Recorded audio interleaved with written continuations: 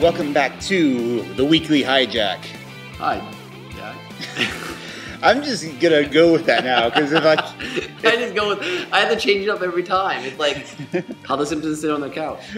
basically. Oh, hello. But another lost edition of the Weekly Hijack. It's been a while, but we had to go back to the island. Yes. Finally. So we're and appropriately enough, tonight's episode is called Homecoming. dun dun dun. And A Charlie episode. A Charlie episode, but the Homecoming is reference to Claire. Yeah. Who finally made it back to the camp, and they had Without to deal any with... explanation at all. No. It seems to be something Lost does sometimes. Yes. Later, don't we find out? Didn't Juliet? They took her to that whatever the base it is that they do the hospital stuff, and yeah, and Juliet helped her escape. Oh, you're right. Yeah, that's right. I think the others were gonna. They originally they said that they were there. I think they brought her to check on her and do things, but I think they just wanted to keep her there because that's what the others do. Yeah, they're very controlling that way. But this one, another characteristic of Lost, I think, is showing its ambiguity. I mean, was it right for Charlie to kill Ethan at the end or not?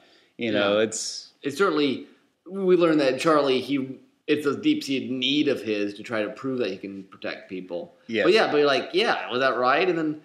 Well, whether it was right or not, we know Charlie is right. Ethan wouldn't have broken ever. He wouldn't have told them anything. That's true. I'm not saying it was right to kill him, but Charlie's right in saying... Yeah. We wouldn't have gotten anything out of it by saving him. We got another instance of Boone trying to help. And just not managing. Not quite. You do kind of like that exchange where Saeed's like, yeah, sure, you can help. And Locke's like, yeah, we'll go for it, Boone. The nice things with Locke and Jack, trying to figure out who's in charge, who has the better idea for protecting the camp. And Locke has a lot of good stuff going. Yeah. And they introduced the guns, and the guns are very bad news on Lost. Generally. You can tell, too, though, Locke is still pretty in his confident phase. If it had been, later when Ben comes and, anything, at some point, eventually, anything that, Locke said was... Well, if anything, if Locke's ever surprised by anything on the island, he starts to getting, all hurt about it. He's like, why didn't I know about this? Yeah, yeah, exactly. But at this point, he's still confident enough that he can just kind of go with the flow. He's like, oh, Doc's been holding out on us. I thought it was an average episode. Yeah, I mean, it's not one that... I had forgotten half of it. Yeah. Yeah, no, it's not necessarily one that stands out. There's certainly some things that, in retrospect, feels a bit padding. I mean, you have to have him there, but, people ask, well, what did Ethan want? And Jack's like, I don't know. And there's a lot of, why did they do this? I don't know. Yeah. It's interesting. I keep trying to think through, because some of the... I had forgotten he died this early because he's, in every season of Lost in flashbacks. He's in a lot of flashbacks. And Fly Sideways and everything. But he has I'll be interested to see them explain what happened exactly. I don't remember all the details, but, Juliet let him out and whatever. But, it's hardcore to kill a person a day. Kill a person in a day. Every day. Yeah. Oh, yeah. That's downright evil. And he ends up being kind of nice and smiley in some of the flashbacks. He's very one-sided. He's very nice and smiley for his own people, but it's the others' tendency. It's the reason why they became the villains, even though they insisted they weren't, because they acted so much like him for so much of it. It doesn't matter if you have good intentions. If you treat other people in a certain way, they're going to treat you back. Treat others like that, yeah. It's no wonder Charlie called Ethan an animal. Yeah. And Charlie flashbacks are just sad. They are. He just looks horrible. Locke never really had anything going for him in a sense. Yeah, that's true.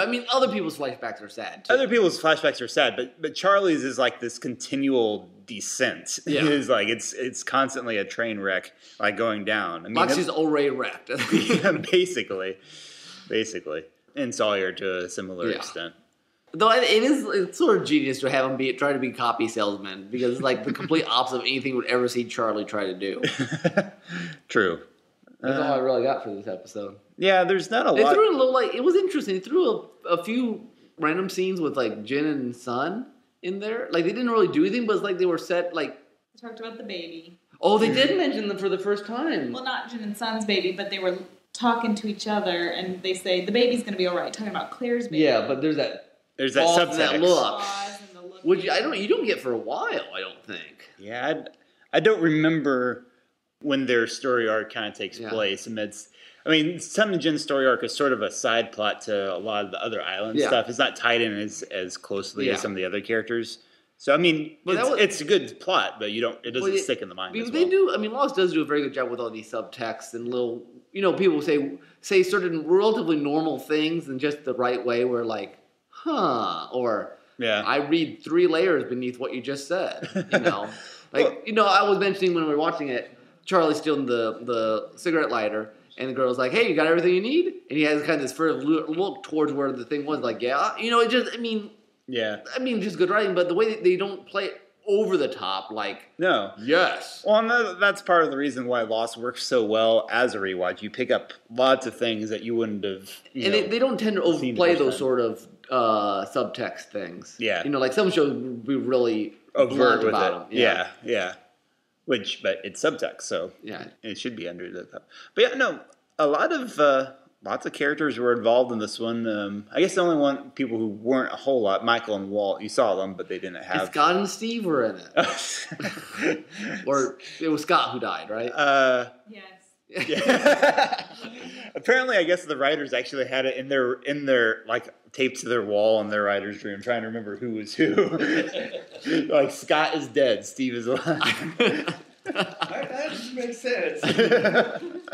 You get to see some different survivors though in this one. Like they lingered on some faces we'd never seen before. Yeah, I think actually one of the people that's at the funeral is Steve. Like, I think the guy was some guy who was sitting next to her or standing next to Hurley, who looks kind of like Paulo actually, but I guess that's partly the beards kind of. People resemble each other a lot. That's really all I got on this one. It was a relatively straightforward episode. I don't think it was actually. Yeah, they're not always straightforward. There's no like big, like sometimes the flashbacks have some big twist, and this one really doesn't. But early on, I'm like, how does this flashback have to deal with what's going on the island? And most times they do. And then really at the end, you're like, oh, okay, it explained Charlie even more than we had. That's true. It worked really well like that, but it was a different angle to use the flashback than sometimes we get the sucker punch or the. Yeah. This was more of a. It wasn't because this is Charlie's second flashback. It wasn't one of the as important as some of the earlier flashbacks in terms of this is integral to understanding the character kind of stuff. Yeah. We're getting to more of the I don't want to say filler flashbacks because they do do other stuff. And it did really support by the end, especially support his final act. The flashback basically built up to undergird his shooting of Ethan. That was almost the entire point of it. Emotional point. Obviously there's a whole here's where he existed when Liam was gone and things are falling apart and stuff. Yeah. There's a lot that went into. That's obviously an important part of why Charlie did it. Plus, practically he almost died because of this. It makes sense, but it was a nice tie-in right there at the end. Mm-hmm. Okay, that's it. Okay, well, that's been our Lost recap of what was the name of this episode again? Homecoming. Yes. So coming up next, we'll do a Once Upon a Time, and if you're not into that show, then check out our website, DerailledTrainsOfThought.blogspot.com. And see you next time. Bye.